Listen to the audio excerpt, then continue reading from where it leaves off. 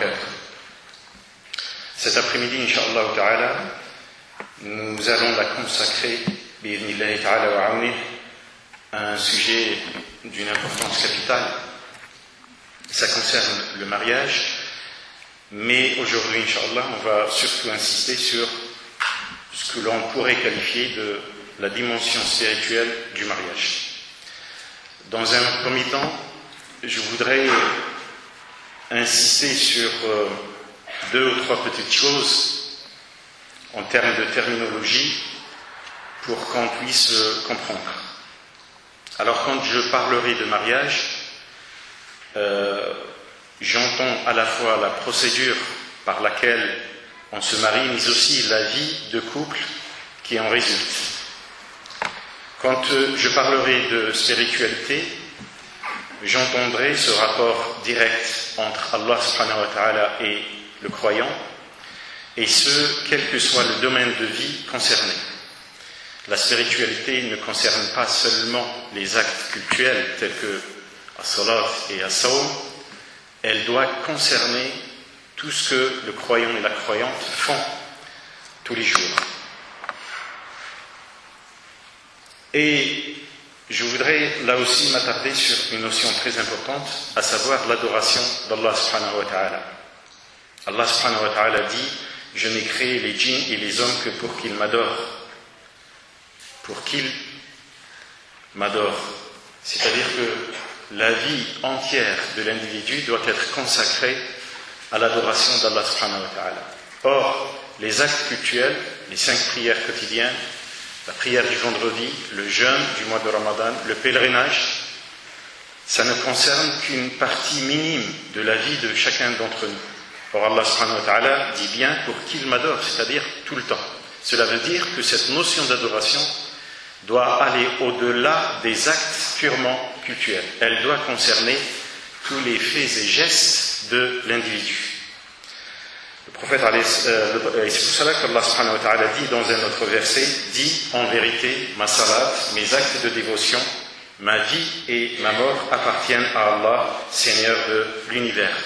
Appartiennent à Allah subhanahu wa ta'ala, c'est-à-dire que ces actes-là ne peuvent se faire qu'avec la volonté d'Allah subhanahu wa ta'ala, mais cela signifie également que ces actes-là, quels qu'ils soient, doivent toujours prendre en considération ce rapport direct entre le croyant et Allah subhanahu wa ta'ala. Un jour, un homme passa devant le prophète alayhi salatu wa salam, qui était assis parmi ses compagnons. Ceux-ci remarquèrent la vivacité de son allure.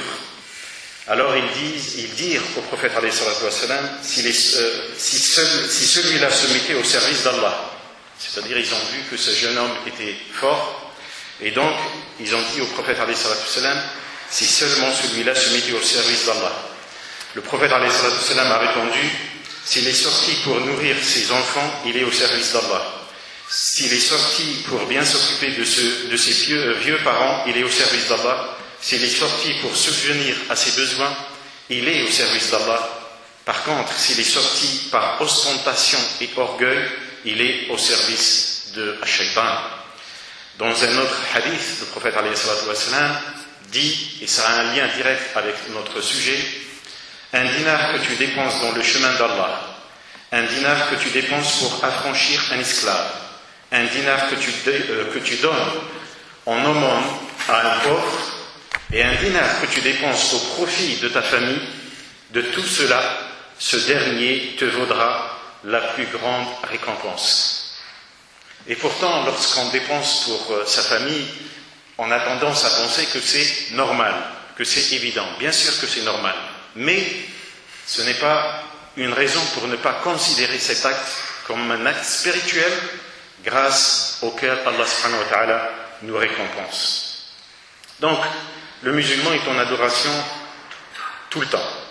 Et c'est pour cela que le prophète alayhi salatu wa salam disait, l'acte intime de l'un d'entre vous est une aumône. On dit, ô messager d'Allah, serons-nous récompensés pour avoir assouvi un désir?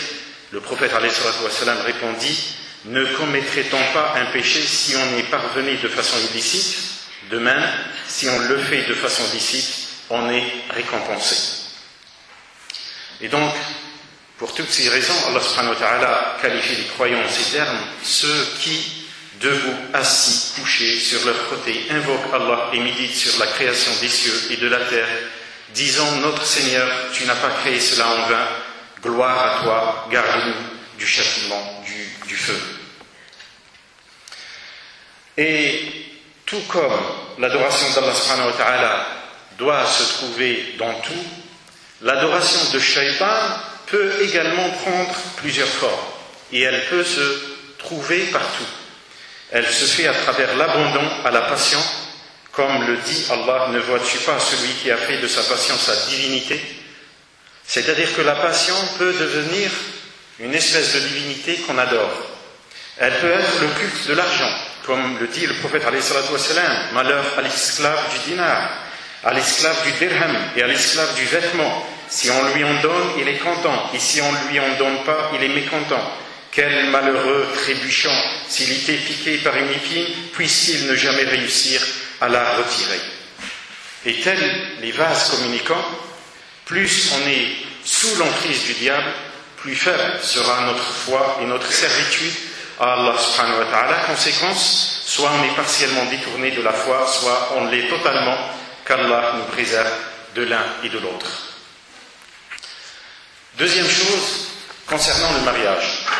Allah subhanahu wa ta'ala dit dans Al-Qur'an al-Karim: et de chaque chose nous avons créé un couple, peut-être vous rappelleriez-vous. Il dit également: gloire à celui qui a créé parmi ce que la terre fait pousser, ainsi que parmi eux-mêmes et aussi parmi ce qu'ils ne savent pas, des couples de toutes sortes. Allah subhanahu wa ta'ala a créé l'univers. Et pour faire fonctionner cet univers, il a créé des lois que l'on appelle des lois universelles. Ça concerne la nature et ça donne ce qu'on appelle les lois physiques, chimiques, mathématiques et tout ce que vous savez. Mais ça concerne aussi l'être humain. Et le mariage, c'est-à-dire cette rencontre, cette vie commune entre un homme et une femme, fait partie de ces lois universelles. Et tout comme pour la nature, et on le constate dans cette problématique environnementale à laquelle on assiste aujourd'hui, si les lois universelles ne sont pas respectées, c'est le désordre et le chaos. Et bien pour la société humaine, pour les humains, c'est la même chose. Si la loi universelle n'est pas respectée, c'est le désastre et c'est le chaos. Et c'est exactement ce qui se passe aujourd'hui au sein de certaines sociétés. C'est-à-dire que la rencontre entre l'homme et la femme, désormais ne respecte rien, ne répond à aucune exigence, à aucune condition, et c'est le désastre. Et c'est pour cela que notre religion insiste beaucoup sur cette notion de mariage, pour que les choses soient faites dans le cadre qu'a voulu Allah subhanahu wa ta'ala. Le prophète alayhi salatu wa salam dit dans un hadith: je suis issu de Adam jusqu'à mes parents de relations légitimes. Voyez comment le prophète alayhi salatu wa salam voulait nous faire savoir qu'il était issu de relations légitimes depuis Adam alayhi salam jusqu'à ses propres parents. Allah subhanahu wa ta'ala dit: ô gens, nous vous avons créé d'un mâle et d'une femelle. Il dit également aux gens: craignez votre Seigneur qui vous a créé d'une personne unique et d'elle son épouse, et qui des deux a fait foisonner beaucoup d'hommes ainsi que de femmes. Allah a ainsi voulu que les choses se fassent: honneur, chasteté, affection, amour, paternité, maternité, fraternité, d'où l'importante place auprès d'Allah qu'occupe l'entretien du lien familial. Alors, entrons maintenant dans le vif du sujet. Pourquoi se marier et vivre en couple? Quel est le sens éthique du mariage et ses finalités? L'homme est-il le chef de la famille ou bien l'autorité est partagée entre les deux époux? L'homme a-t-il des prérogatives sur sa femme? Quel est le rôle et la responsabilité respective des conjoints dans une vie de couple et de famille? Quelle est la vision de l'islam des modèles familiaux, etc., etc.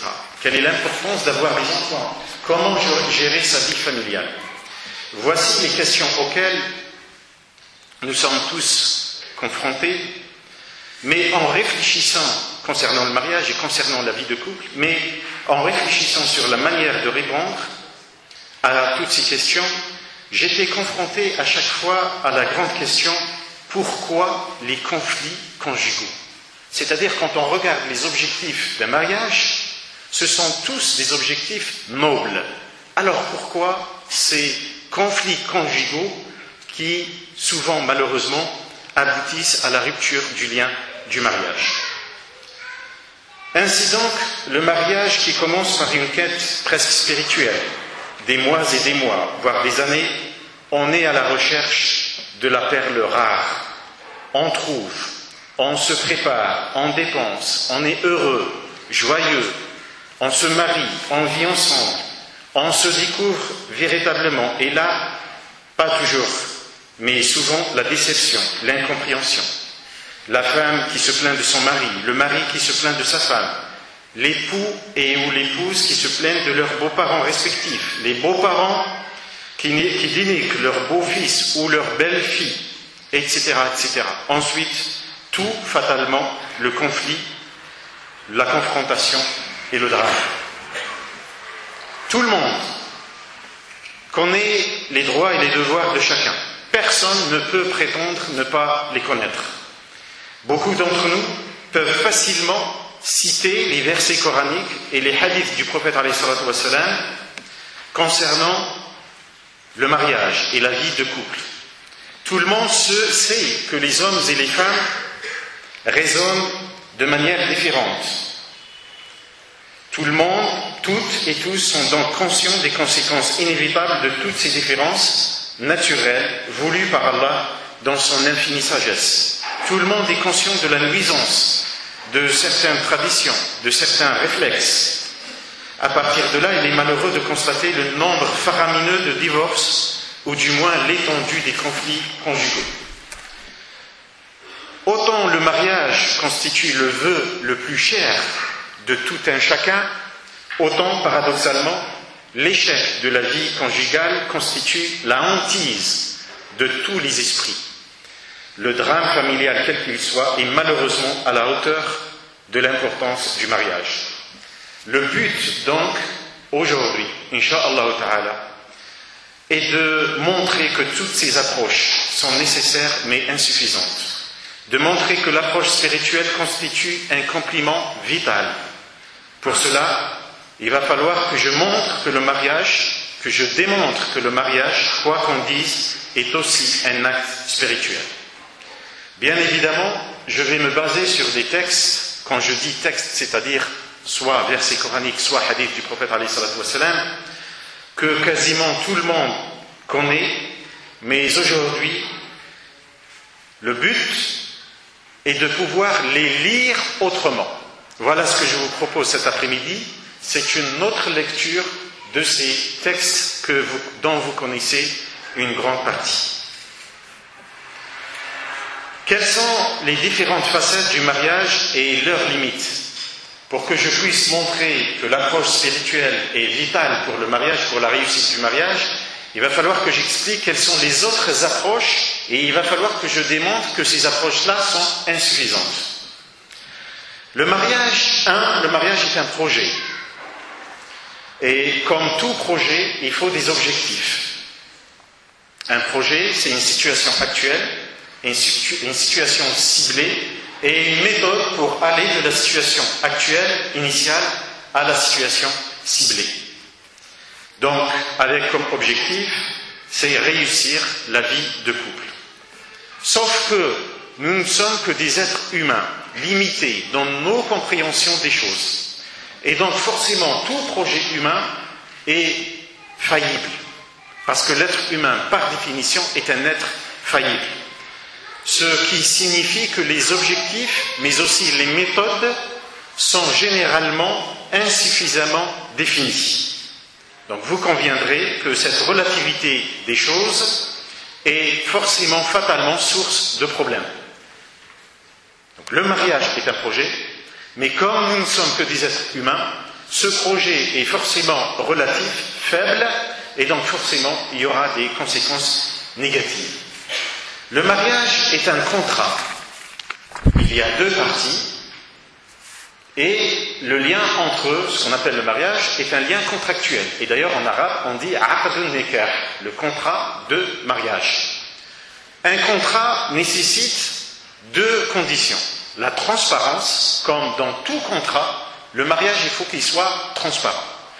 Et le deuxième élément, ou la deuxième condition, c'est l'engagement.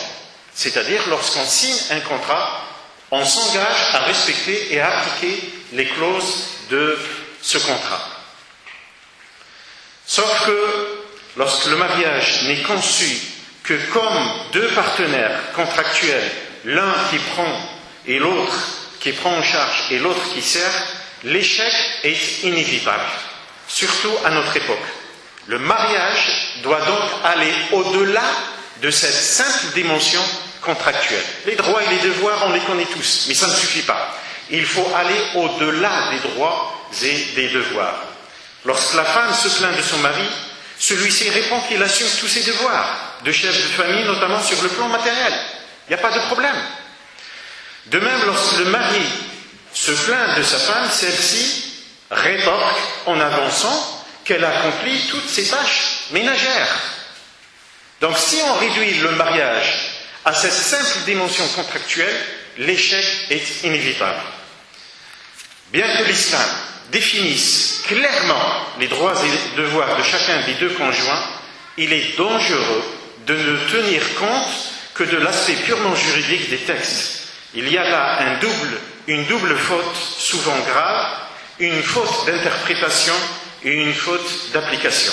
En tout état de cause, cette conception juridique du couple se révèle insuffisante pour la pérennité du couple.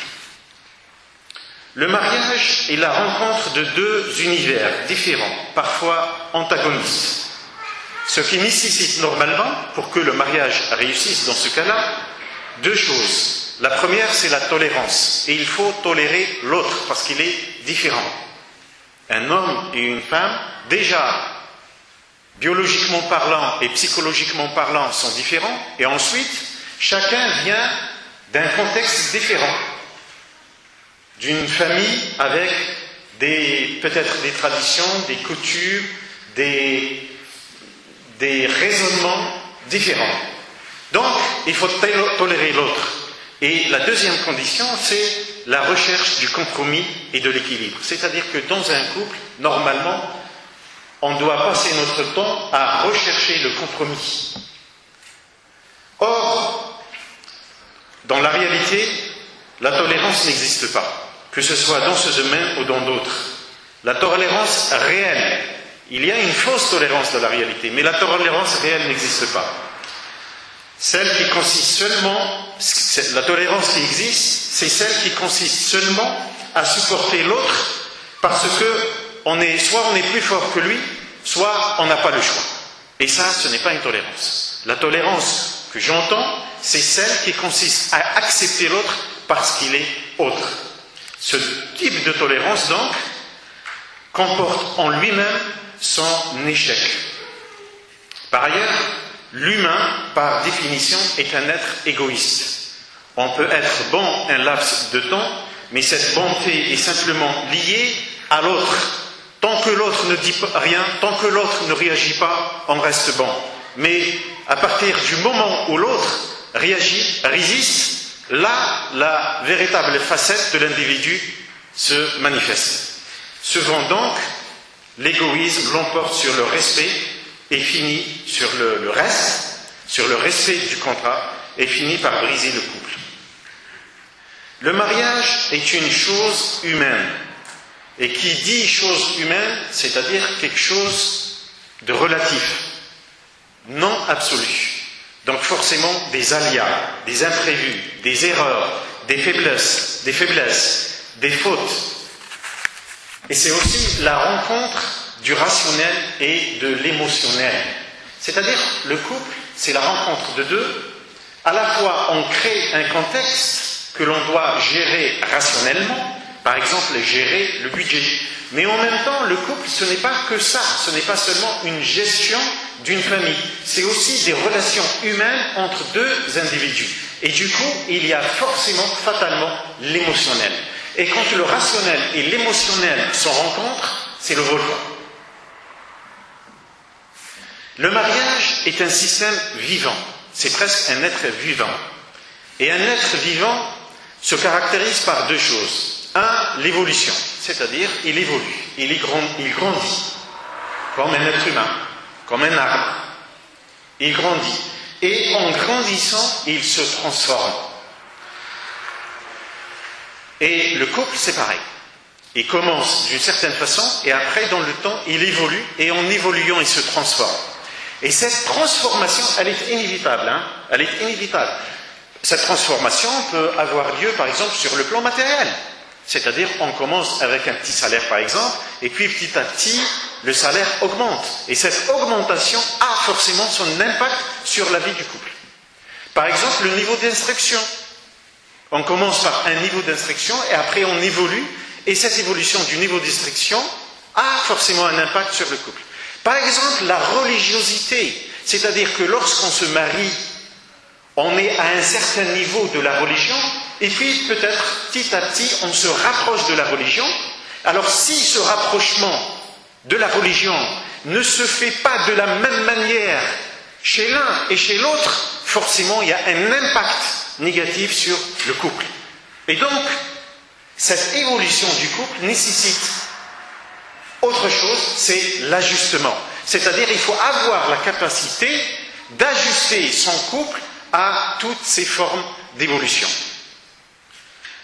Or, certes, l'homme se caractérise par sa grande capacité d'adaptation. Mais cette capacité, comme toute capacité humaine, est limitée.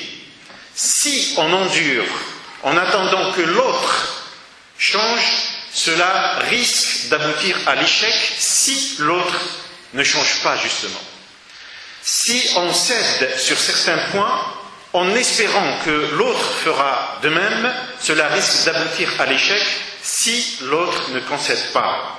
Si on donne en souhaitant que l'autre fasse de même, un jour ou l'autre, cela risque d'aboutir à l'échec si l'autre se contente de recevoir. Si on essaye de comprendre l'autre pour pouvoir le tolérer, cela risque d'échouer car la tolérance a également ses limites. Et même, lorsque le mariage est amour, nous savons très bien que l'amour et la passion entre deux individus ne résistent pas à l'usure du temps et à tous les éléments que je viens de citer. Certains psychologues parlent d'un délai maximal de 3 ans de passion, et après la passion s'estompe, voire disparaît totalement. En conclusion, s'il y a un point commun à toutes ces définitions, à toutes ces approches que je viens de citer, c'est la dimension que je qualifierais d'humano-humaine. Ce sont des approches humano-humaines. Donc forcément, une conception circonstancielle, de par la nature même de l'homme, car les relations humaines répondent en règle générale à des impératifs soit provisoires, soit transitoires, en tout cas changeants et évolutifs. Toutes ces définitions sont vraies, normales, mais insuffisantes, voire inefficaces lorsqu'elles sont seules. Que faire face à l'égoïsme? Que faire face à la différence? Que faire face à l'indifférence? Que faire face à son attachement tout à fait naturel à sa famille d'origine? Que faire face à la complexité inévitable de la société? Que faire face aux médias dont le sensationnalisme est la raison d'être? Malheureusement, il y a parmi nous des hommes et des femmes qui sont influencés par les médias, par la manière dont les médias conçoivent la vie, et notamment la vie de couple. Supprimer l'égoïsme, supprimer la différence, supprimer les familles, supprimer la société, changer les médias, impossible. Composer, gérer, accompagner, s'adapter, ajuster, oui bien sûr, mais ce n'est pas suffisant. Et il y a pour cela des méthodes pour s'adapter et gérer, vous les connaissez. Il y a les méthodes qui relèvent des us et coutumes. On fait appel à la sagesse des hommes et des femmes autour de soi. Il y a des méthodes psychologiques. Aujourd'hui, certains professionnels en ont fait leur métier. On les appelle les conseillers conjugaux. On peut aussi subir parce qu'on n'a pas le choix. On en devient malade d'une manière ou d'une autre, avec parfois des conséquences plus graves que le conflit conjugal lui-même. On peut rompre, casser le lien du mariage. Nous avons donc, d'une manière ou d'une autre, essayé toutes ces possibilités, à la fois pour éviter les conflits et ou les gérer. Mais rien ne marche globalement. Ce n'est pas un jugement, car en fonction de la méthode, en fonction du contexte, en fonction des individus, certaines méthodes peuvent marcher. Mais comme pour tout, ce qui est humain, tout reste relatif. Aujourd'hui, Inch'Allah Ta'ala, on va essayer de compléter ce tableau par un autre aspect de la problématique, à savoir l'aspect spirituel.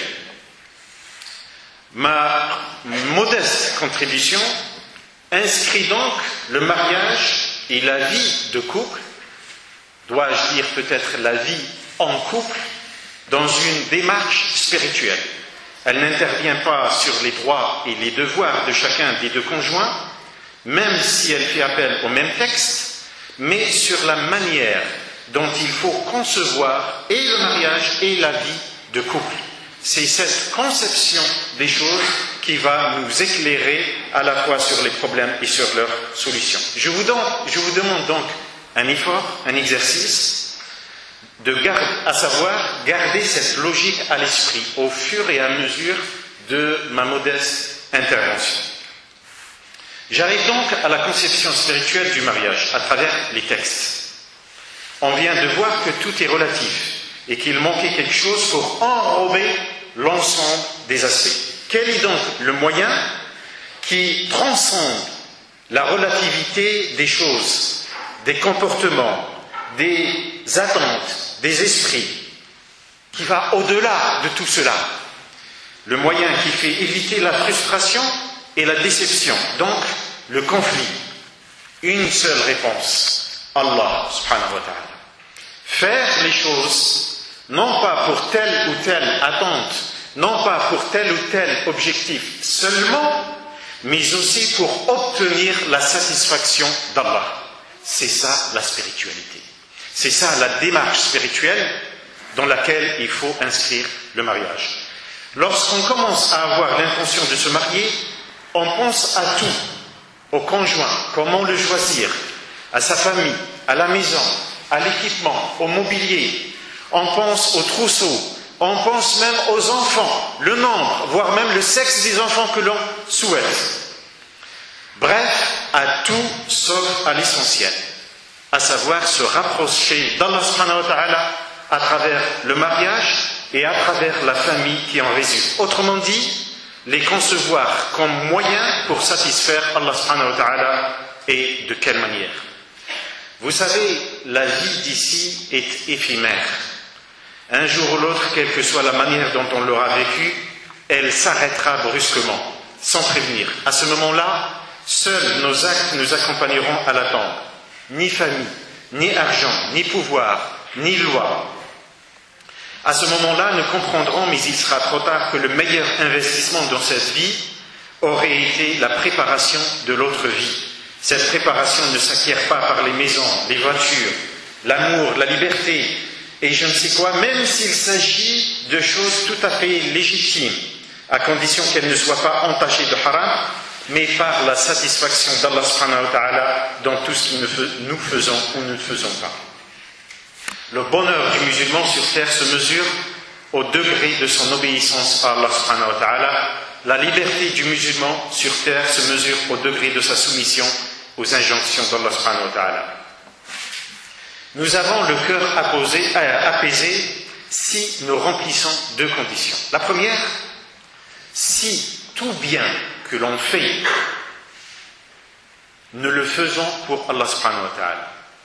Et si tout mal que l'on endure, nous le faisons pour Allah subhanahu wa ta'ala. Là, c'est une condition de bonheur. Car, pourquoi? Car même si celui pour lequel on a fait du bien ne nous a pas remercié, ce n'est pas grave, parce qu'on l'avait fait pour Allah subhanahu wa ta'ala, et Allah subhanahu wa ta'ala nous récompensera. Alors imaginez si les deux conjoints raisonnent de cette manière. De même, si celui qui nous a fait du tort, du mal, ne nous a pas demandé pardon, ce n'est pas grave, parce que nous, on l'a enduré par Allah subhanahu wa ta'ala, et pour cela, il nous récompensera. La deuxième condition, si nous avons la ferme conviction que tout ce qui nous arrive, bien ou mal, ne peut pas nous rater puisqu'il s'agit de notre destin, y compris dans la vie du couple. De même, dans le mariage et dans la vie de couple, la vraie difficulté n'est pas d'ordre matériel, n'est pas d'ordre financier, ni même pas d'ordre sentimental ou relationnel ou comportemental. Elle est tout cela, mais elle est aussi et surtout d'ordre spirituel.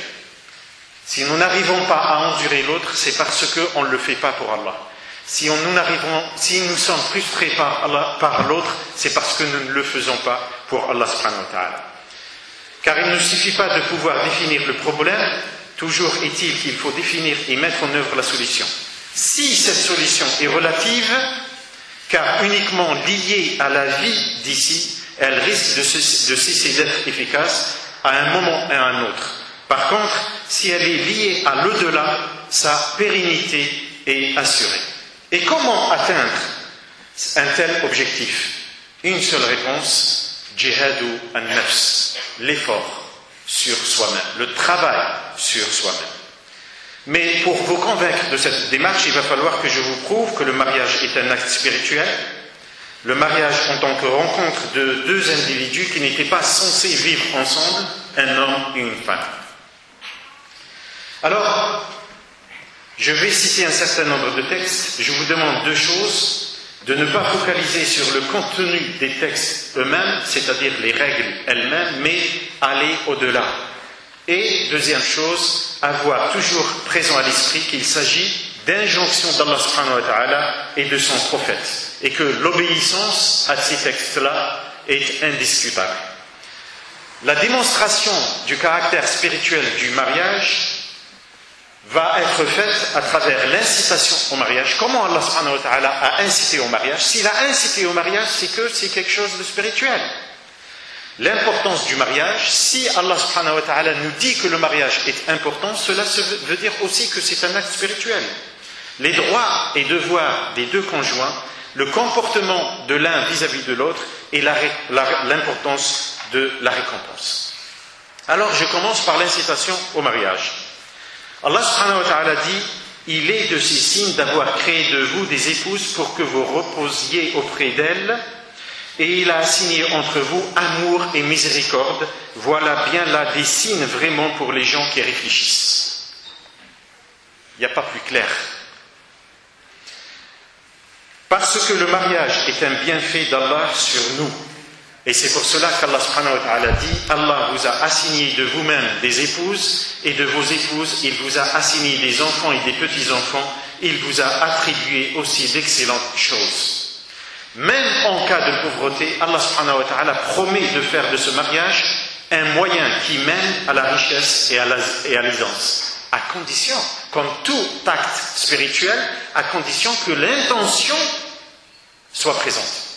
Et de quelle intention s'agit-il? L'intention de faire ce mariage pour plaire à Allah subhanahu wa ta'ala. Allah subhanahu wa ta'ala dit: mariez les veuves et les bons gens parmi vos esclaves, mâles et femelles, s'ils sont besogneux, c'est-à-dire pauvres, Allah par sa grâce les mettra à l'abri. Allah cependant est immense et savant. Parce que le mariage est l'une des traditions des prophètes, et que ce sont eux nos modèles que nous devons suivre. Allah subhanahu wa ta'ala dit: nous avons envoyé avant toi des messagers et leur avons assigné des épouses et de la descendance. Le prophète alayhi salatu wa salam dit que chacun d'entre vous se dote d'un cœur satisfait, d'une langue évocatrice, c'est-à-dire qui évoque Allah subhanahu wa ta'ala, et d'une épouse vertueuse, croyante, le soutenant pour l'au-delà. ليتخذ أحدكم قلبا شاكرا وَلِسَانًا ذَاكِرًا وَزَوْجَةً مُؤْمِنَةً تُعِينُ أَحَدَكُمْ عَلَى أَمْرِ الْآخِرَةِ.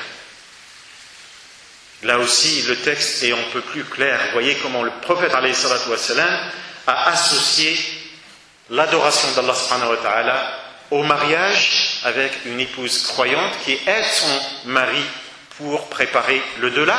Et croyez-moi, cela va dans les deux sens, parce que le mari aussi doit aider son épouse à préparer le delà. Je passe sur certains textes parce qu'on n'aura pas le temps pour évoquer tous les textes. Par contre, si vous êtes intéressé par le document, on peut, Abdullah et moi-même, le mettre à votre disposition sous format PDF. Le deuxième point qui montre le caractère spirituel du mariage, c'est l'importance du mariage lui-même. Souvent, il m'arrive de me poser la question suivante. C'est un questionnement tordu, mais il m'arrive de me le poser. Comment, à un moment de leur vie, un homme devient le mari d'une femme et la femme devient la femme d'un homme? De quel droit l'un devient presque la propriété de l'autre? Surtout la femme, il faut le dire, vis-à-vis de l'homme. Ne dit-on pas ma femme? Et à chaque fois, je trouve la réponse, mais aussi l'apaisement dans mes propres parents. Parce que pour mes parents, je ne me pose pas cette question. Tellement leur relation pour moi est normale, évidente et naturelle. Donc, à un moment de leur vie, l'homme et la femme forment un couple. Avec l'autorisation d'Allah subhanahu wa ta'ala et selon Shar'illah. Donc cela veut dire que cette rencontre ne peut être qu'importante. Très très importante. Le lien marital est fondé sur un pacte lourd, comme l'a qualifié Allah subhanahu wa ta'ala dans Al-Qur'an al-Karim, auquel les hommes associent Allah subhanahu wa ta'ala. Avant même que les hommes mettent en œuvre ce lien, il s'agit donc d'un pacte avec Allah subhanahu wa ta'ala. Allah dit: comment oseriez-vous le reprendre, c'est-à-dire la dot, après que le rapport le plus intime vous ait uni et qu'elle ait pris de vous un engagement solennel? C'est pourquoi ce pacte est sacré. Il ne tolère aucun laxisme, aucune ironie. Le prophète alayhi salatu wa sallam dit: trois choses ne peuvent être que sérieuses: l'établissement du mariage, sa dissolution et le revirement sur une répudiation. Et au-delà du mariage, la vie de couple est également sacrée. Le prophète alayhi salatu wa sallam dit: parmi les pires des gens au jour de la résurrection, celui qui se confie à son épouse, tout comme elle se confie à lui, puis qui va répandre ses secrets. Le prophète alayhi salatu wa sallam dit dans un autre hadith: Iblis dépose son trône sur l'eau, puis envoie ses troupes. Celui qu'il aime le plus est celui dont les œuvres dévastatrices sont les plus importantes. L'un d'eux vient et lui dit: j'ai fait ceci et cela. Iblis lui répond: tu n'as rien fait. Un autre vient et lui dit: je n'ai quitté cet homme que lorsque je l'ai séparé de son épouse. Iblis le rapproche de lui et lui dit: très bien, tu es brave. Ensuite, il le prend dans ses bras. Rapporté par Muslim. Aïcha radiallahu ta'ala anha rapporte que le prophète alayhi salatu wa sallam vit une femme d'un compagnon, Khawla bintu Abi Umayya ibn Umayya, l'épouse de Uthman ibn Mad'un. Il dit à Aïcha: ô Aïcha, comment se fait-il que Khawla se laisse aller ainsi? Elle dit: cette femme a un mari qui jeûne le jour et prie la nuit. Elle a désespéré de son mari et elle s'est laissée aller. Le prophète alayhi salatu wa sallam fit alors venir son mari, Uthman ibn Mad'un, radiyallahu ta'ala anhu, et lui dit: ô Uthman, t'écartes-tu de ma sunna? Il dit: non, par Allah. Au contraire, c'est ta sunna que je recherche. Le prophète alayhi salatu wa sallam dit: quant à moi, je dors et je prie, je mange et je jeûne, et j'épouse les femmes. Crains Allah, ô Uthman, car ton épouse a des droits sur toi, et ton âme a des droits sur toi. Jeûne et mange, prie et dors. Voyez-vous comment le mariage est quasiment situé au même niveau que les actes cultuels. Mieux encore, Le prophète alayhi salatu wa sallam dit: quiconque se voit octroyer de la part d'Allah une femme vertueuse doit savoir qu'Allah l'a aidé à accomplir la moitié de sa religion, qu'il craigne Allah pour l'accomplissement de la moitié restante. C'est vrai aussi dans l'autre sens. Il n'y a rien de plus beau, de plus touchant que l'expression qu'Allah a choisie lui-même pour évoquer ce lien extraordinaire qu'est le mariage. Elle sent un vêtement pour vous et vous êtes un vêtement pour elle. Lorsque un homme meurt, la femme doit passer par une période que l'on appelle le deuil. Quand son père meurt, le deuil de la femme ne doit pas dépasser 3 jours.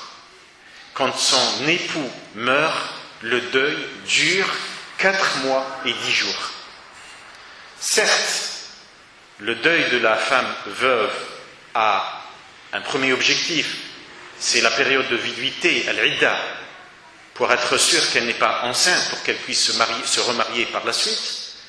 Mais pour être sûr qu'elle n'est pas enceinte, on a besoin seulement d'un seul cycle menstruel, 1 mois, suffit. Or ici, le deuil dure 4 mois et 10 jours. Et l'ulama explique cela par le fait que Allah subhanahu wa ta'ala a voulu nous montrer à travers cette durée l'importance du lien de mariage.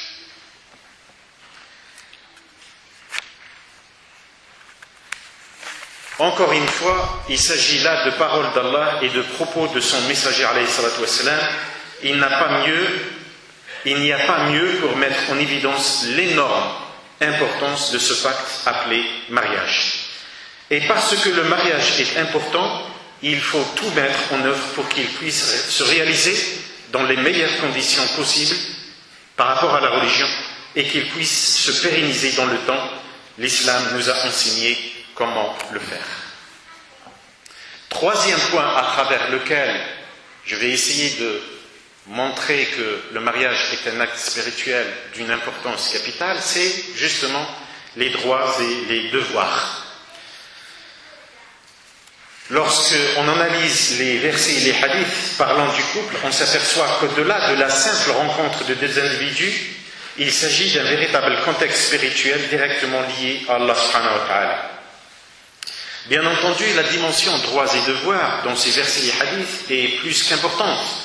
Mais ce qui nous importe ici est moins cette dimension, qu'elle soit dans un sens ou dans l'autre, c'est-à-dire homme-femme ou femme-homme, que le poids lourd qui en résulte.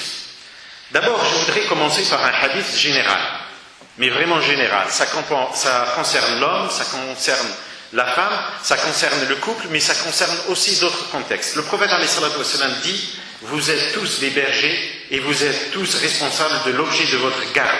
Le chef est un berger, l'homme est le berger de sa propre famille, la femme est la bergère de la maison de son mari et de ses enfants. Vous êtes tous bergers et vous êtes tous responsables de l'objet de votre garde.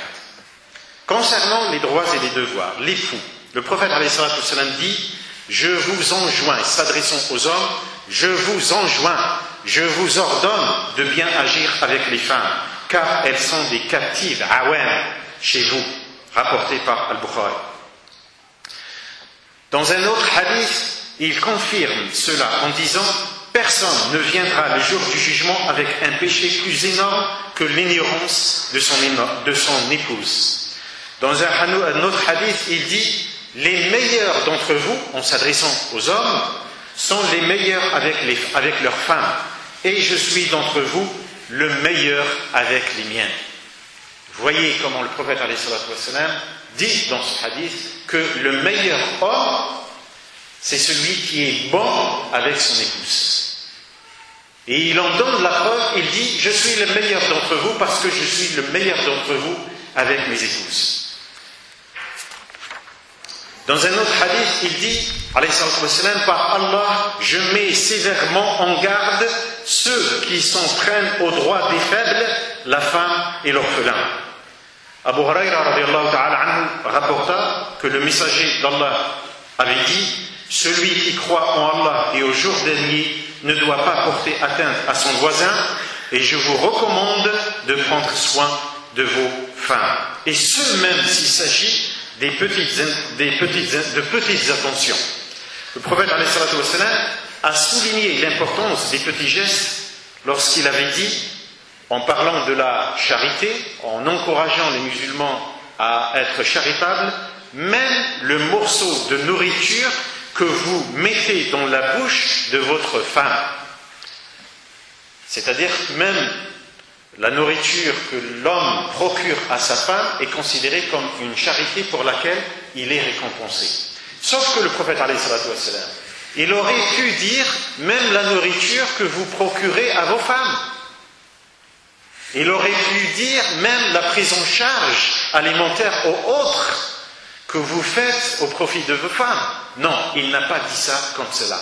Il l'a formulé autrement en disant même le morceau de nourriture que vous mettez dans la bouche de votre femme. En fait, il se peut fort bien que le prophète ait voulu, à travers cette formulation, faire allusion non seulement aux dépenses du mari visant à combler les besoins de sa femme, mais aussi à l'exprimer de cette façon pour nous encourager, pour encourager les hommes, les époux, à être bons, gentils et affectueux envers leurs épouses. L'épouse, Allah subhanahu wa ta'ala dit, les femmes vertueuses sont obéissantes, pas têtes.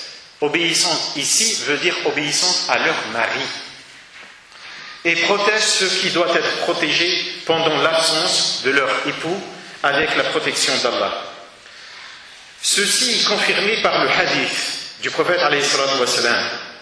Lorsqu'on demanda au prophète laquelle des femmes est la meilleure, il dit c'est celle qui contente son mari lorsqu'il la regarde, l'obéit lorsqu'il lui ordonne et jamais ne fait ce qu'il déteste, tant dans ce qui la concerne que dans ce qu'il possède. Remarque, petite remarque, le mot at-ta'a, que ce soit dans le Coran ou le hadith, est beaucoup plus subtil et beaucoup moins agressif que le mot obéissance en français. L'obéissance de la femme à son mari est tellement importante qu'elle est associée à l'accomplissement de ses obligations cultuelles. Le prophète dit, il existe 3 individus dont la salat ne dépasse pas leurs oreilles. L'esclave en fuite jusqu'à ce qu'il retourne à son propriétaire, la femme dont le mari est furieux contre elle, et un imam pour lequel la communauté a de l'aversion. Encore une fois, mes chères sœurs, chers frères, ne focalisez pas sur les droits et devoirs, ne focalisez pas sur le contenu de ces textes. Allez essayer d'aller au-delà. Ce qui nous intéresse ici, c'est le rapport entre la femme et Allah subhanahu wa ta'ala à travers son rapport à son époux. Ce qui nous intéresse ici, c'est le rapport de l'homme à Allah subhanahu wa ta'ala à travers son rapport à son épouse. Dans un autre hadith, il est dit, le prophète alayhi salatu wa sallam dit, par celui qui détient l'âme de Muhammad, c'est-à-dire Allah, une femme n'aura accompli ses devoirs envers son Seigneur que lorsqu'elle se sera acquittée de ses devoirs envers son époux. Dans un autre hadith, il dit, il n'est pas permis à une femme qui croit en Allah et au dernier jour de jeûner en présence de son mari, à moins que celui-ci l'y autorise, et de faire entrer des gens dans sa maison qu'avec la permission de son mari. Il dit également, à chaque fois qu'une femme se montre désobligeante avec son mari dans la vie d'ici, son épouse parmi al-hur al-'ayn dit, c'est-à-dire dans le paradis, ne le maltraite pas, il n'est chez toi que de passage et il est sur le point de te quitter pour nous rejoindre. Donc voyez comment, dans tous ces textes-là, qu'il s'agisse des devoirs de l'homme à l'égard de son épouse ou vice-versa, l'essentiel qu'il faut retenir, c'est l'au-delà, c'est ce rapport à Allah subhanahu wa ta'ala à travers le rapport de l'un et de l'autre. J'arrive au 4e point, l'importance de la récompense. Le prophète alayhi salatu wa sallam dit, le jour de la résurrection, à la femme qui aura accompli ses 5 prières, qui aura jeûné les mois de Ramadan, qui aura préservé sa chasteté et qui aura obéi à son épouse, on lui dira « Entre au paradis par n'importe laquelle de ses portes. » إذا صلت المرأة خمسها وصامت شهرها وأحصنت فرجها وأطاعت زوجها قيل لها ادخل الجنة من أي أبواب الجنة شئت. Paradis a 8 portes. Il y a une porte pour la prière. Celui qui aura fait dans sa vie beaucoup de prières, il entrera par la porte des prières. Celui qui aura jeûné beaucoup entrera par la porte du jeûne, et ainsi de suite. Sauf la femme qui aura accompli ces 4 conditions, on lui donnera le choix d'accéder au paradis par n'importe quelle porte des 8 portes. Une femme de Médine vint se plaindre de son mari auprès de Aïcha, radiyallahu ta'ala anha. Celle-ci lui conseilla d'attendre l'arrivée du prophète. Lorsque celui-ci arriva, la femme lui exposa les griefs qu'elle avait contre son mari. Le prophète alayhi salatu wa sallam lui conseilla alors « Va, écoute ton mari et obéis-lui ». La femme demanda alors « Quelle récompense en recevrai-je » Le prophète alayhi salatu wa sallam dit « Il n'est pas de femme qui prenne quelque chose de la demeure de son mari pour le remettre à sa place, au compte de laquelle Allah m'inscrive une bonne action, n'en efface une mauvaise, et qu'il n'en élève d'un degré.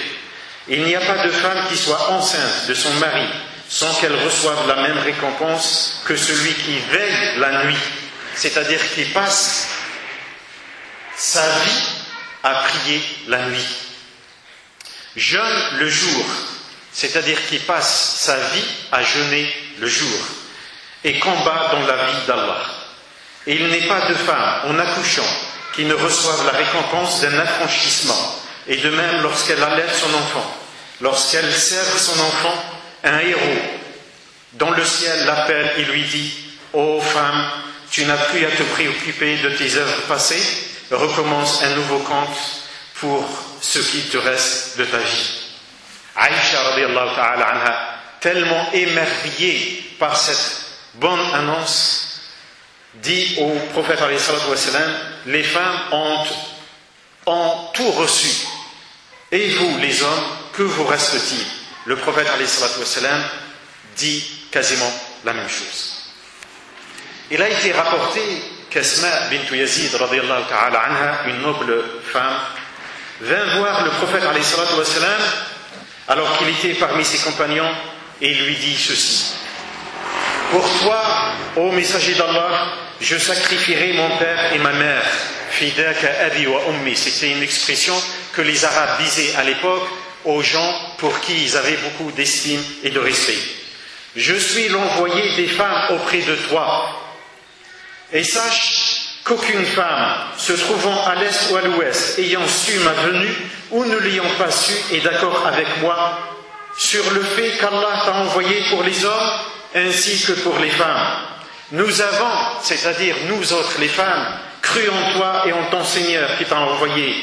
Nous sommes, nous autres les femmes, assiégées dans vos demeures, le lieu de vos désirs et les porteuses de vos enfants. En outre, Allah vous a privilégié, vous les hommes, en vous prescrivant la prière du vendredi, les prières en groupe à la mosquée, la visite des malades, les participations au convoi funéraire, le pèlerinage après le pèlerinage, et mieux encore, al-jihad dans la voie d'Allah. Et à chaque fois que l'un d'entre vous quitte son domicile pour le pèlerinage ou le djihad, nous sommes là pour préserver vos biens, tisser vos habits et élever vos enfants. Quelle est donc notre part de récompense ô messager d'Allah? Le prophète alayhi salatu wa sallam tourna son visage entièrement vers ses compagnons et leur dit: avez-vous déjà entendu une femme s'interrogeant sur sa religion mieux que celle-ci? Les compagnons dirent: ô messager d'Allah, nous n'avons jamais pensé, non seulement nous n'avons jamais entendu, mais nous n'avons jamais pensé qu'une femme puisse parler aussi bien. Le prophète alayhi salatu wa sallam se retourna alors vers la femme et lui dit: tu peux disposer aux femmes et informe celles qui sont derrière toi que la bonne conduite de la femme envers son époux équivaut à tout cela. Insarifi ayatuha al-mar'a wa quli liman qibaliki min an-nisa anna husna taba'uli ihdahunna ya'dilu dhalika kullah.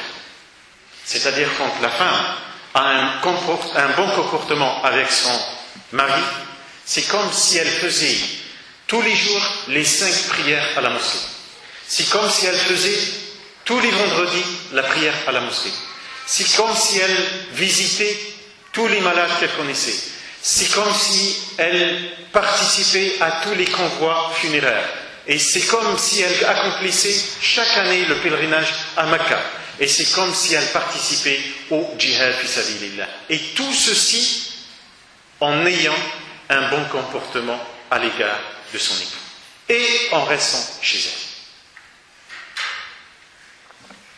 Cette noble femme est venue interroger le prophète alayhi salatu wassalam sur la récompense des femmes en contrepartie de leur travail chez elles.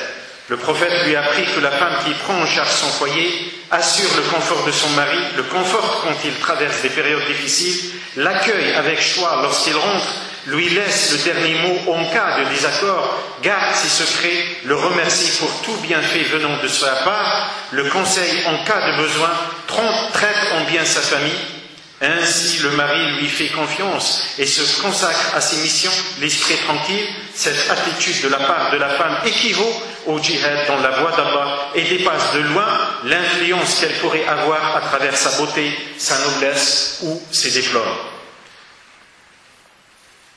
En outre, la question de cette noble femme montre l'attitude honorable qu'avaient les femmes à l'époque du prophète. Elles concurrençaient leur mari dans la quête de la satisfaction d'Allah subhanahu wa ta'ala. Le prophète a fortement recommandé un retour rapide des pèlerins auprès de leurs femmes en ces termes: lorsqu'un de vous a terminé son pèlerinage, qu'il rentre rapidement chez lui, car la récompense n'en sera que plus grande. Alors, le 4e chapitre, c'est comment transformer le mariage et la vie de couple en une machine à hasanat. En plus des 5 éléments que je viens de citer, je voudrais insister sur un autre aspect spirituel du mariage, à savoir la manière dont chacun des deux conjoints doit se comporter avec l'autre, et ce, justement, dans le but de plaire à Allah subhanahu wa ta'ala. Il s'agit de 3 choses. Le mariage, il faut comprendre et il faut être conscient, et je l'ai dit au départ, que le mariage est une épreuve qui nécessite l'endurance. Que le mariage est un destin, qada wa qadar, qui nécessite la satisfaction, ar-rida. Que le mariage est une faveur, ni'ma, qui nécessite le remerciement d'Allah subhanahu wa ta'ala, ash-shukr. Vous avez là les 3 ingrédients d'un acte spirituel dans toute sa splendeur. Al-mihna, as-sabr, l'épreuve, l'endurance. Al-qada wal-qadar, al-qadar, al-maktoub, al-rida, le destin, la satisfaction, être satisfait de son destin. Ne pas se mettre en colère contre Allah subhanahu wa ta'ala wa l'iyadu billah. Une faveur, ni'ma, le remerciement, ashur. Commençons par l'épreuve. Nous sommes bien d'accord que le mariage est une épreuve, et ce, à travers toutes les difficultés que comporte la vie commune. Le mariage est la rencontre de 2 univers différents, de 2 individus différents, de 2 familles différentes, de 2 cultures différentes, 2 projets différents. C'est la rencontre du rationnel et de l'émotionnel, c'est la confrontation avec la réalité, c'est l'évolution et la transformation dans le temps. Tout ceci est source d'incompréhension et de conflit. Et il faut savoir que les épreuves font partie de la vie du croyant et de la croyante. L'épreuve est une loi qu'Allah, dans son infinie sagesse, a établie pour les hommes. Il dit, Alif Lam Mim, est-ce que les gens pensent qu'on les laissera dire, nous croyons sans les éprouver? Dans un autre verset, il dit, très certainement nous vous éprouverons par un peu de peur, de faim et de diminution de biens, de personnes et de fruits. Et si Allah subhanahu wa ta'ala voulait exclure de ces épreuves certains de ses serviteurs, il l'aurait fait pour ses prophètes et messagers. Or, ce sont eux qui ont le plus subi d'épreuves. Le prophète alayhi salatu wassalam l'annonce clairement dans ce hadith, le croyant et la croyante ne cessent d'être éprouvés dans leur personne, enfants et bien jusqu'à ce qu'ils rencontrent Allah débarrassé de tout péché. Mais à condition d'avoir enduré, à condition d'avoir patienté, à sabr. Alors la raison est donnée dans cet autre hadith où le prophète alayhi salatu wassalam annonce aux musulmans la récompense due à l'endurance face aux épreuves, quelles qu'elles soient. Il dit tous les maux MAUX, pluriel du mal, qui affligent le musulman, qu'il s'agisse de fatigue, de maladie, de soucis, de tristesse, de préjudice, d'affliction, jusqu'à l'épine qui le blesse, sont autant de motifs pour lesquels Allah absout les péchés. C'est ainsi que la vie, bien que courte, n'est qu'une suite d'épreuves. Félicitations donc à ceux et celles qui font confiance à Allah face aux épreuves dans la vie d'ici pour gagner ses faveurs dans l'au-delà. Ainsi, quand le conjoint fait preuve d'endurance face aux difficultés, il aura la récompense des endurants, tel que c'est dit dans Al-Qur'an al-Karim. Dit, ô mes serviteurs qui avez cru, craignez votre Seigneur, ceux qui ici-bas font le bien auront une bonne récompense, la terre d'Allah est vaste, et les endurants auront leur pleine récompense sans compter. Il dit également, quiconque craint et patiente, et très certainement Allah ne fait pas perdre la récompense des bienfaits, etc., etc. Il y a énormément de versets dans le Coran al-Karim qui évoquent la récompense qui attend celui et celle qui endure. Et donc, il faut qu'au sein du couple, les deux conjoints conçoivent les difficultés comme des épreuves pour lesquelles Allah subhanahu wa ta'ala nous demande d'endurer et de patienter. Et ainsi, la difficulté du couple se transforme en un acte d'adoration, en un acte spirituel pour lequel on est récompensé. S'il maîtrise sa colère, que ce soit l'homme ou femme, face à son conjoint, Allah subhanahu wa ta'ala le récompensera en vertu du verset qui dépense dans l'aisance et dans l'adversité, qui domine leur rage et pardonne à autrui, car Allah aime les bienfaisants. Voilà donc, pour faire vite, comment faire des difficultés un acte de dévotion.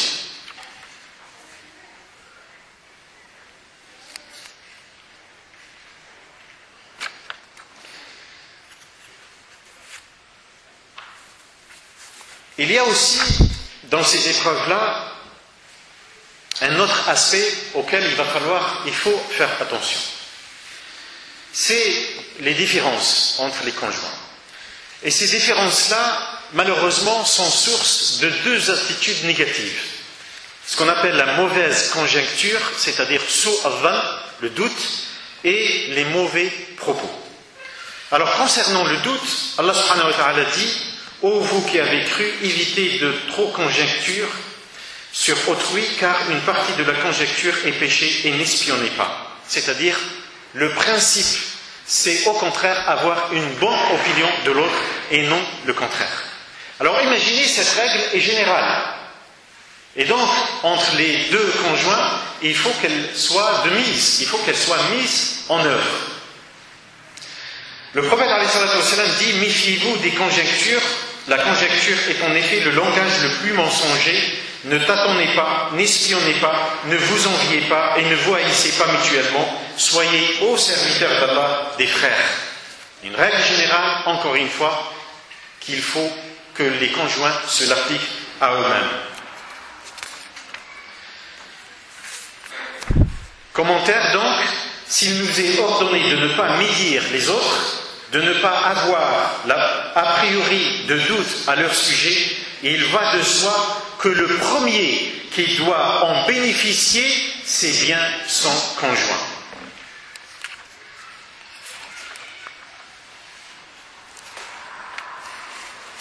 Je fais vite parce qu'on n'aura pas le temps. Un autre aspect, connaître la nature de l'autre, ce qui nous emmène à ce qu'on appelle l'égalité et al-qawwamiyya. Autant le mariage par lui-même est une loi universelle, autant la différence homme-femme est également une loi universelle, ainsi que les conséquences qui en sont issus. Aller à l'encontre de cette loi mène forcément au désordre. C'est-à-dire ne pas reconnaître ces différences mène forcément au désordre. Al-Qawwamiyya, ça vient du verset Ar-Rijalu Qawwamun 'ala an-Nisa, est un principe de complémentarité et non de suprématie absolue. L'égalité signifie justice et équité et non équivalence. Et c'est ça le véritable sens de la notion de Al-Qawwamiyya. Le couple est comme une construction. Tout dépend de tout. Il ne vient à l'esprit de personne de dire que le toit est plus important que le plancher, tout simplement, et vice-versa. Chaque élément est à sa place dans la structure, et chaque élément apporte son utilité à l'édifice. Comparer les éléments les uns par rapport aux autres est insensé. Ou comme une fleur, pétale sans tige, impossible, et tige sans pétale, inutile. Dans un couple également, chacun est à sa place pour laquelle Allah subhanahu wa ta'ala, dans son infinie sagesse, l'a créé et l'a placé. En raisonnant ainsi, les choses sont d'emblée réglées. En tout état de cause, et ce aussi bien pour l'homme que pour la femme, le musulman n'a pas de choix dès lors qu'il s'agit d'une injonction explicitement énoncée dans Al-Qur'an et dans As-Sunnah. Al-Qur'an dit à ce propos: il n'appartient pas à un croyant ou à une croyante, une fois qu'Allah et son messager ont décidé d'une chose, d'avoir encore le choix dans leur façon d'agir, et quiconque désobéit à Allah et à son messager s'est égaré, certes, d'un égarement évident. Il dit également: ô les croyants, obéissez à Allah et obéissez aux messagers et à ceux d'entre vous qui détiennent le commandement. Puis, si vous vous disputez en quoi que ce soit, renvoyez-le à Allah et aux messagers. Et si vous croyez à Allah et au jour dernier, ce sera bien mieux et de meilleure interprétation. Il est évident qu'une monture ne peut être commandée par deux guides, le foyer également. Et il se trouve qu'Allah subhanahu wa ta'ala a choisi, et certainement il n'existe meilleur choix que le sien, que le dernier mot en cas de désaccord revient à l'époux. Il a ainsi dit: les hommes ont autorité sur les femmes en raison des faveurs qu'Allah accorde aux uns par rapport aux autres et aussi à cause des dépenses qu'ils font de leurs biens. Remarquez bien que le verset ne dit pas en raison des faveurs qu'Allah accorde aux hommes sur les femmes, mais dit en raison des faveurs qu'Allah accorde aux uns par rapport aux autres.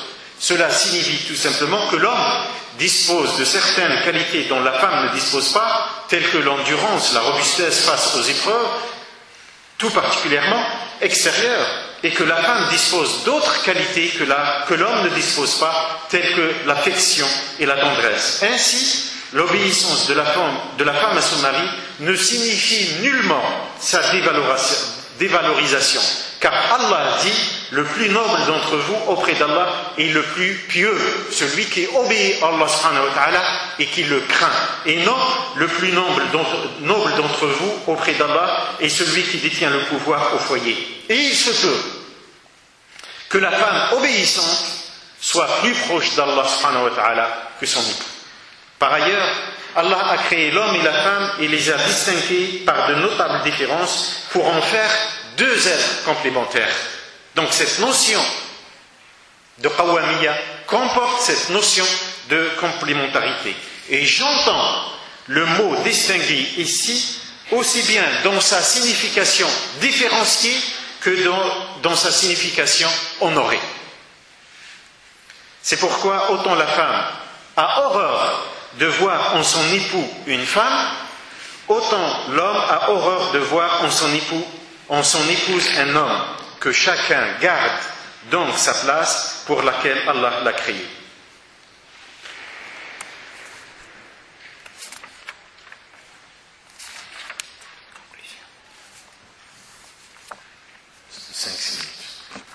Concernant le destin, le prophète alayhi salatu wassalam dit: celui qui se lève le matin en sécurité chez lui, en bonne santé, ayant de quoi subsister pour cette journée, c'est comme s'il avait obtenu les richesses du monde entier. Il disait aussi, regardez ceux qui sont en dessous de vous et non pas ceux qui sont au-dessus. Cela est meilleur pour vous, afin que vous minimisiez pas les bienfaits d'Allah subhanahu wa ta'ala. Donc, notre mariage, notre vie de couple, quelles que soient les difficultés, est notre destin et on doit l'accepter tant que la situation n'a pas, bien entendu, dépassé une certaine ligne rouge. Concernant le troisième point, à savoir le mariage est une faveur d'Allah subhanahu wa ta'ala. Bien entendu que c'est une faveur, parce qu'il y a des milliers, des centaines de milliers, de millions, aussi bien d'hommes que de femmes, qui n'espèrent qu'une chose, se marier un jour. Donc le mariage est synonyme des faveurs suivantes. 1. La vie en couple, c'est-à-dire trouver sa moitié, comme on dit communément. 2. La chasteté. Le mariage permet à l'homme et à la femme d'être chastes et de ne pas commettre al-haram. 3. La procréation, c'est-à-dire c'est le mariage. Grâce au mariage, Allah subhanahu wa ta'ala accorde des enfants à l'homme et à la femme, et ainsi la femme peut vivre sa maternité et l'homme peut vivre sa paternité. Et ensuite, une forteresse, c'est-à-dire que le mariage est une forteresse. Par les temps qui courent et dans le contexte dans lequel on vit, on est face à des épreuves tout le temps. Et le foyer du couple musulman doit être leur forteresse, c'est-à-dire cet espace dans lequel ils peuvent vivre leur religion, leurs valeurs et leurs principes, et les principes auxquels ils croient en toute tranquillité et en tout apaisement.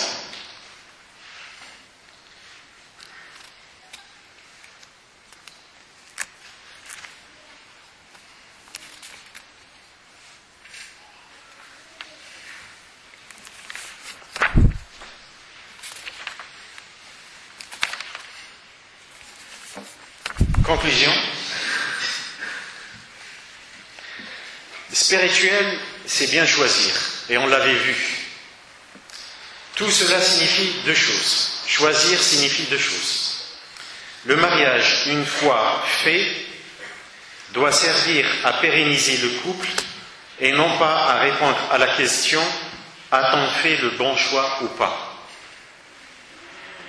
Le mariage, une fois conclu, la vie de couple, une fois démarrée, on ne doit plus se poser la question si je ne dois plus me poser la question si j'ai bien fait le choix ou pas. Non, ma mission, dorénavant, c'est comment faire pour pérenniser mon couple.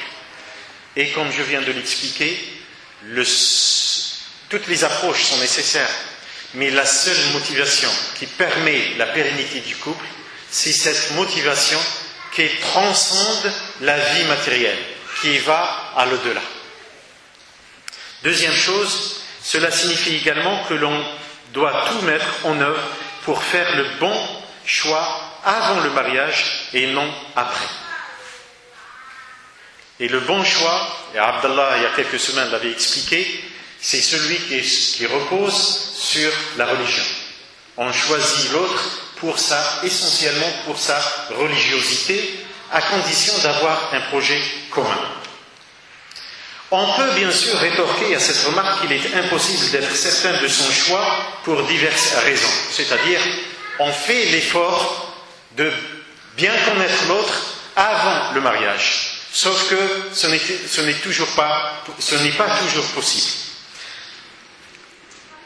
La difficulté de bien connaître son futur conjoint lors des 2 ou 3 rencontres, c'est-à-dire les rencontres légales. Je répondrai à cette remarque par ce qui suit. C'est-à-dire la remarque qui dit on ne peut jamais connaître l'autre comme il faut. Je donne 2 éléments de réponse. D'abord, les moyens dont on dispose permettent de connaître l'autre suffisamment pour prendre la bonne décision. Enquêter auprès des voisins, des amis, de la famille, notamment sur la religiosité de l'autre. Et là, je parle des deux. Je ne parle pas seulement de l'homme qui cherche la femme, mais je parle aussi de la femme qui doit répondre aux prétendants. Il faut enquêter, il faut chercher, il faut questionner, il faut interroger. Il faut voir la famille, comment elle est, etc., etc. Donc, la religion met à notre disposition tous les moyens pour bien connaître l'autre. Deuxième élément de réponse, et c'est le plus important. Comme nous sommes dans une démarche spirituelle, il y a l'arme, et je dis bien l'arme du croyant, l'invocation. Salatul istikhara. C'est là l'arme du croyant et de la croyante. Salatul istikhara. Et pour que cette arme soit efficace, il faut une condition, la sincérité. La sincérité ici signifie deux choses. La sincérité dans l'invocation, comme dans toutes les invocations, c'est-à-dire quand l'homme dit « Oh Allah, accorde-moi une épouse vertueuse », s'il est sincère dans son invocation, Allah subhanahu wa ta'ala exaucera certainement son vœu. Et quand la femme dit « Oh Allah, accorde-moi un homme, un époux vertueux », forcément son vœu sera exaucé, à condition que cette invocation soit sincère. La sincérité dans le projet de mariage lui-même, c'est-à-dire que quand l'homme décide de se marier et quand la femme se sent prête à se marier, tous les deux, il faut qu'ils aient dans leur tête, dans leur esprit, un projet de famille conforme à la religion, c'est-à-dire le concevoir comme un moyen spirituel, comme un acte spirituel à travers lequel ils adoreront Allah subhanahu wa ta'ala.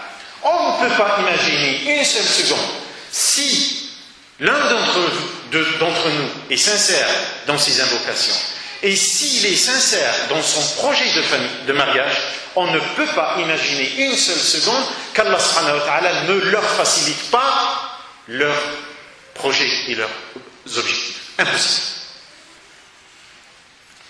Que le croyant, quand je dis croyant, ça veut dire aussi croyant, sache que la facilité pour se marier est entre les mains d'Allah, qu'il revienne vers son Seigneur, cherche l'aide auprès de lui et s'empresse vers lui. Allah subhanahu wa ta'ala dit les vertueuses aux vertueux et les vertueux aux vertueuses. C'est dit dans le Coran Karim. C'est-à-dire que lorsqu'on est vertueux, forcément Allah subhanahu wa ta'ala nous accorde un conjoint vertueux. Et c'est Allah subhanahu wa ta'ala qui le dit. C'est Allah subhanahu wa ta'ala qui le dit. Ce n'est pas un homme politique qui promet et qui ne tient jamais ses promesses. Walillahi al-mathalul a'la. Et il est identifié que le prophète alayhi salatu wassalam a dit Allah vient en aide à trois personnes. Celui qui a une dette et il veut la régler et il veut la rembourser et il a l'intention de la rembourser, Allah subhanahu wa ta'ala viendra à son aide. Celui qui veut se marier, celui ou celle qui veut se marier, est celui qui combat dans le sentier d'Allah subhanahu wa ta'ala. Celui qui est décidé à se marier, qu'il consulte son Seigneur afin qu'Allah lui prescrive le bien s'il le veut. Le choix de la femme. Le prophète a demandé aux musulmans voulant se marier de prendre en considération la piété de la femme comme critère primordial. Il dit à ce propos, on demande une femme au mariage pour l'une des 4 qualités suivantes, sa richesse, sa noblesse, sa beauté et sa piété. Choisis la pieuse pour acquérir la félicité. Commentaire, tel que nous l'avons vu précédemment, il est complètement faux de croire que le terme piété ici signifie seulement prière, jeûne, voire même hijab. Il signifie tout ça, mais il signifie aussi concevoir le mariage comme un acte d'adoration. Et comme Allah subhanahu wa ta'ala demande à la femme d'obéir dans le sens noble du terme à son époux, il faut que cette attitude, cette obéissance fasse partie de la piété et non pas seulement la prière ou al-hijab. Dans ce hadith, vous remarquerez que le prophète alayhi salatu wassalam ne s'est pas contenté de dire une femme, mais il a ajouté pieuse, ce qui prouve qu'il ne s'agit pas seulement de jouissance charnelle ou je ne sais quoi, comme cela peut passer à l'esprit de prime abord. Le qualificatif pieuse nous renvoie forcément à beaucoup plus que le simple corps. Le conjoint doit être issu de bonne famille. Le prophète alayhi salatu wassalam dit les gens sont semblables aux métaux comme l'or et l'argent. Ceux qui étaient les meilleurs à l'époque anti-islamique sont les meilleurs en islam s'ils l'étudient et le comprennent bien.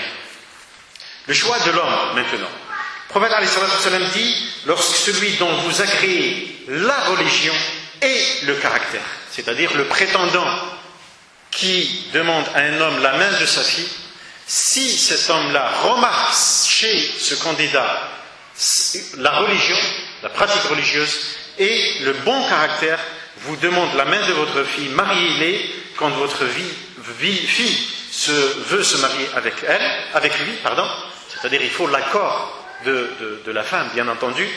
Si vous ne le faites pas, il y aura une tentation et un grand mal sur terre. Un homme demanda, je m'adresse aux hommes qui ont des filles à marier, un homme demanda à Al-Hassan ibn Ali, j'ai une fille, à qui penses-tu que je la donne en mariage? Il lui répondit, marie-la à quelqu'un qui craint Allah, car celui-ci, s'il l'aime, il la traite généreusement, et s'il ne l'aime pas, il ne la traite pas indignement.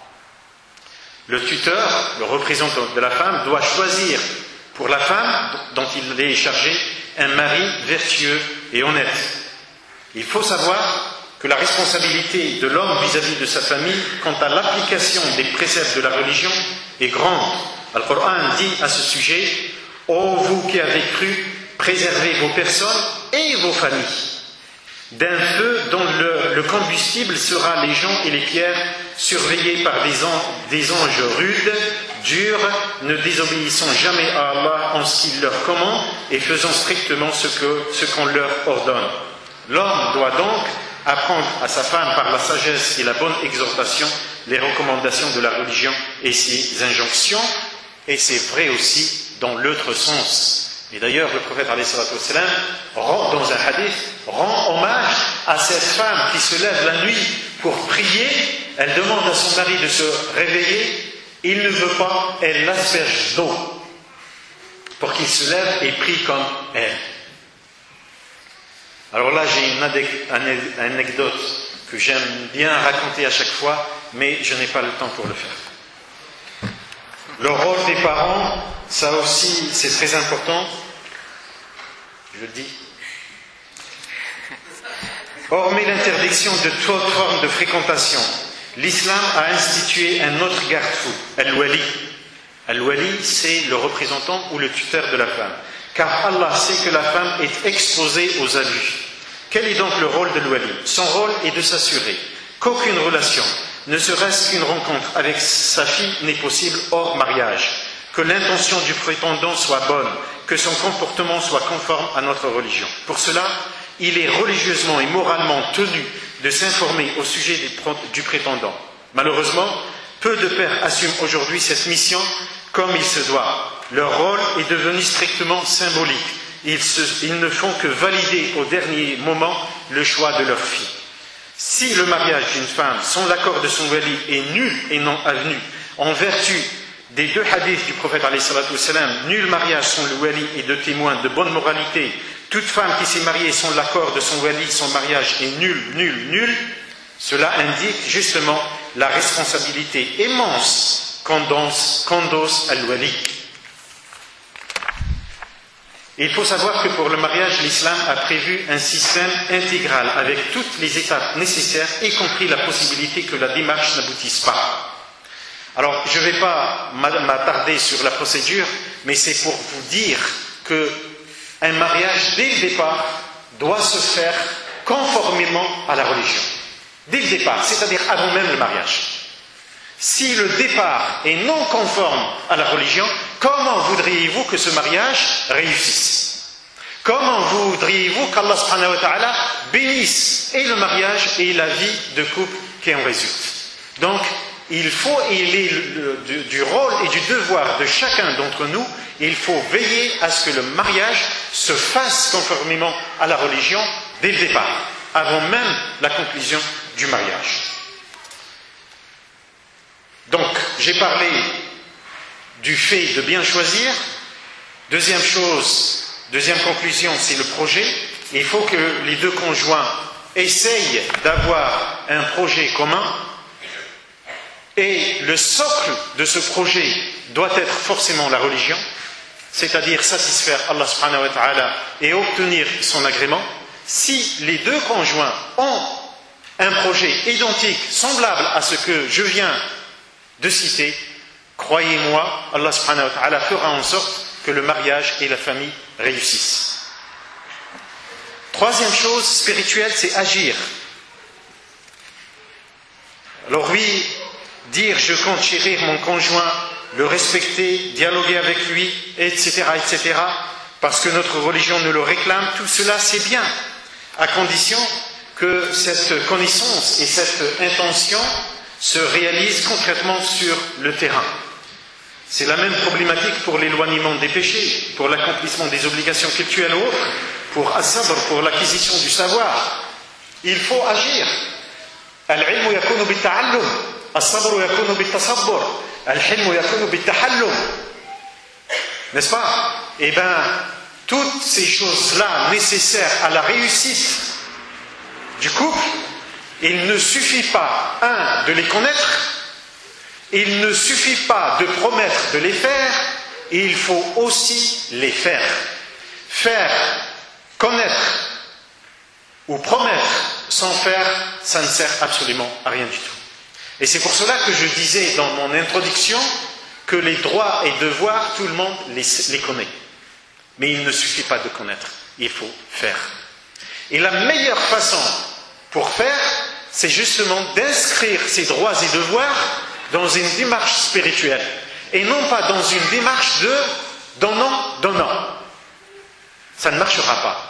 Ça pourra marcher 1 mois, 2 mois, 1 an, 2 ans, 3 ans, mais ça ne marchera pas éternellement. Par contre, si on inscrit notre démarche, notre comportement dans une démarche spirituelle pour obtenir l'agrément d'Allah subhanahu wa ta'ala, dans ce cas-là, soyez sûrs, ça marchera.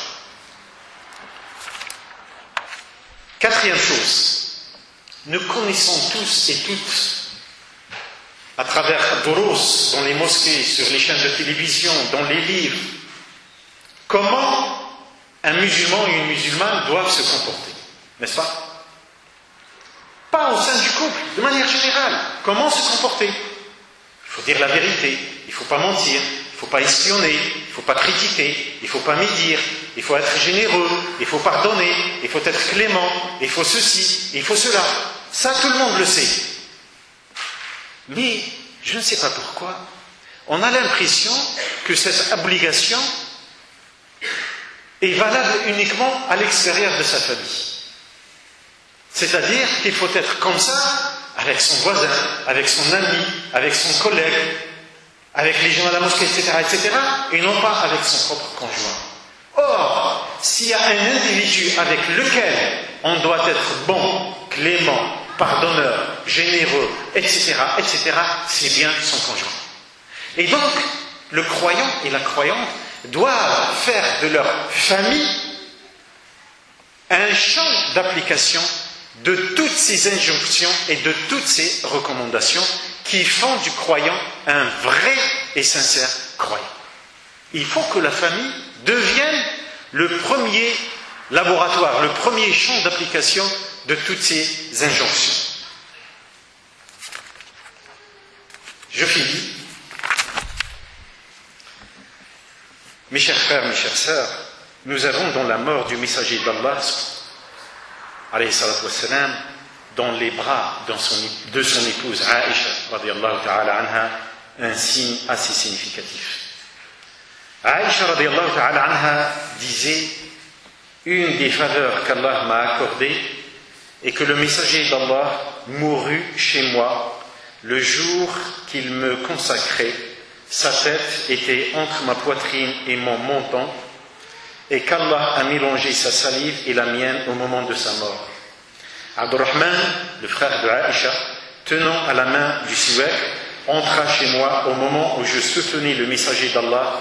Remarquant que le prophète alayhi salatu wassalam regardait ce siwak, je compris ce qu'il désirait. Je lui dis alors: veux-tu que je te l'apporte? De la tête, il me fit signe que oui. En effet, je le lui remis, mais il était trop dur pour lui. Veux-tu, lui dis-je, que je te le rende moins dur? De nouveau, d'un geste de la tête, il me fit signe que oui. Je lui attendris le siwak et le lui remis. Ils s'en servis pour se curer les dents. Puis, ayant près de lui une petite outre ou un gros vase, le doute vient de Omar, il se mit à introduire les mains dans l'eau et à se les passer sur le visage. Il disait en outre: nul Dieu qu'Allah, la mort a ses vertiges. Après quoi, il leva la main et répéta: dans la compagnie la plus élevée. Et ce jusqu'au moment où il rendit l'âme et laissa tomber sa main. C'est Allah subhanahu wa ta'ala qui a voulu que les choses finissent ainsi. Combien de batailles le prophète alayhi salatu wassalam avait-il menées? Combien de tentatives d'assassinat le prophète alayhi salatu wassalam avait-il subi? Combien de risques le prophète alayhi salatu wassalam avait-il pris?